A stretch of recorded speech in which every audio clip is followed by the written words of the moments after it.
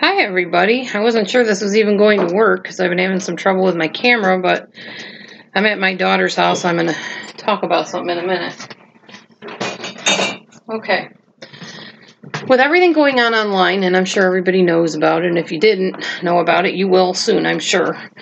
There's been talk about slander and libel and defaming people, defamation of character, etc.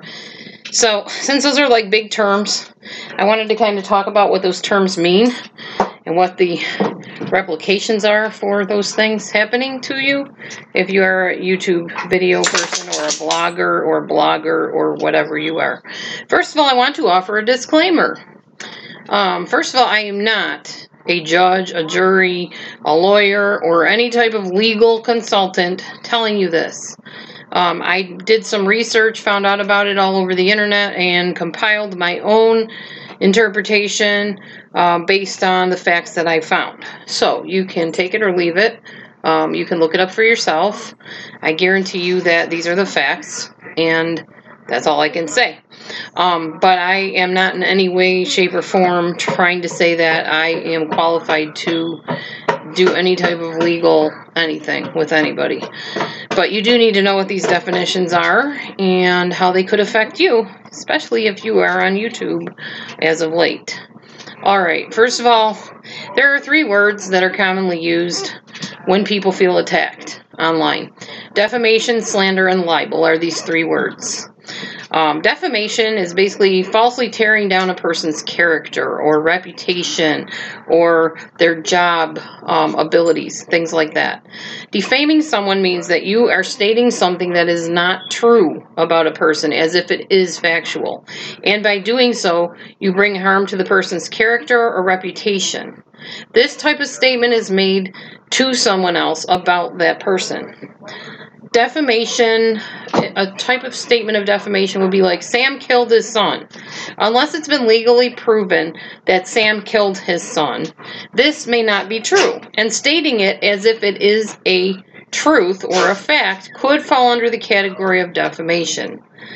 If, however, a person states something to another person about that said person, you're nasty, I don't like you, you smell, you're ugly, you're untalented, you don't know what you're talking about, that is not considered defamation. That is considered an opinion, and especially because it's said to the person and not to anybody in public. Sometimes even if it's said in public, it can still be considered an opinion.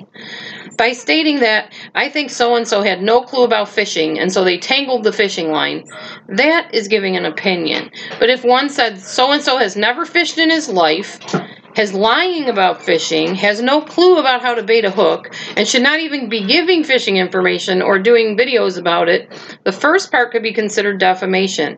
If so-and-so happened to be a top fisherman, went to trainings, had a license to be a fisherman, maybe even taught other fishermen, and fully understands the fishing procedures. See what I mean? There's such a fine line, but that's what it means. Another part of defaming someone is the intention behind it.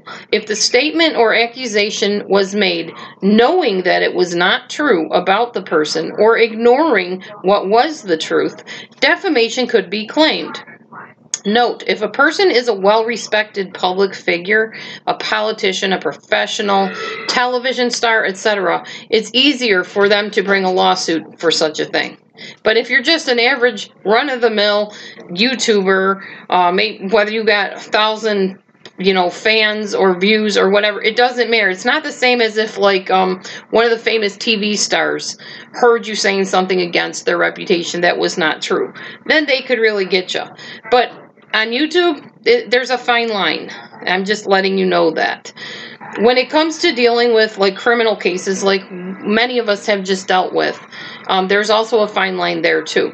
Most of us were giving opinions on certain things before we knew the facts. Once we knew the facts, we may still have been given opinions, but people were arguing, well, yeah, but we found out the facts about it. Now, facts can be interpreted one way or the other, and that's where it gets sticky. You have to be careful to the best of your ability to present things in a factual and a truthful sense. Nobody, I don't believe, is going to have a big old fit or try to get you for slander if you said, well, I think so-and-so had this problem, or I think that person was acting a certain way, because you're just giving an opinion. But if you say that person is I don't know, whatever. I won't even say the label. You have to be careful because maybe they're not. That's why I don't always do this, but I generally say that person has blank tendencies or blank traits. Just like if you're going to make a statement, you might want to say allegedly. That's how they do it in like the news broadcasts and the things on TV. That way you're saying, I don't know for sure. This seems to be what has happened, but there's no facts based on this. There's nothing to prove this. So they allegedly did this or that or said this or whatever. That's a good idea to do that too. That just covers you from getting labeled a slanderer or somebody committing defamation of character. So some states, like in the United States, automatically have determined that certain false statements are considered defamatory. Claiming someone is a criminal, for instance, so-and-so is a murderer, so-and-so is a thief. If you don't know that and you don't have the facts, there's a fine line, especially if you're talking about a politician, somebody famous, someone well-known, someone with a lot of, popularity. You need to be careful.